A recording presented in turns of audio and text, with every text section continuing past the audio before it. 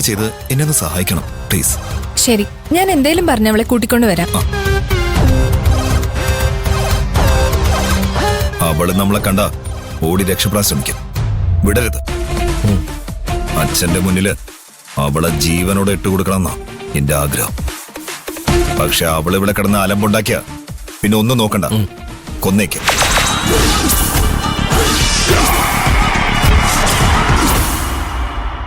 Room number 4 Minimol വാടകയും mess ഫീസും അടച്ചിട്ടില്ല. കുറച്ച് ബുദ്ധിമുട്ടുള്ള വീട്ടിലെ കുട്ടിയാ, തൽക്കാലം ചോദിക്കണ്ട. ശരി മാഡം. മാഡം, ജെന്നിഫറിനെ കാണാൻ അവളുടെ ബ്രദർ വന്നിട്ടുണ്ട്. ജെന്നിഫർ റൂമിലില്ല. എവിടെ പോയതാ? ജെന്നിഫറിന്റെ ബ്രദറോ? അതെ മാഡം. അവള് വീട്ടുകാരോട് പിണങ്ങി വീട് വിട്ട് ഇറങ്ങിയതാണെന്നാ പറഞ്ഞേ. ആ സങ്കടത്തിൽ അവളുടെ അമ്മയ്ക്ക് വയ്യാണ്ടായി.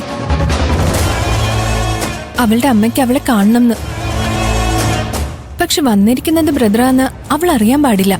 ഇതൊക്കെ അയാള് പറഞ്ഞതാണോ? അതെ മാഡം. എന്താ മാഡം?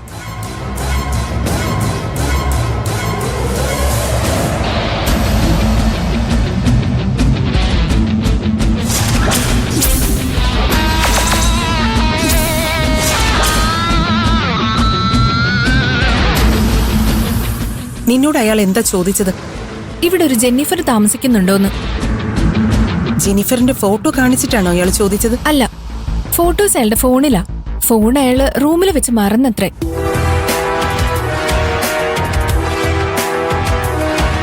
എന്താ മാഡം?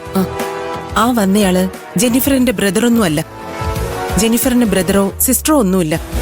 അവൾ ഒറ്റ മോളാ. അപ്പൊ പിന്നെ അയാൾ ആരാ?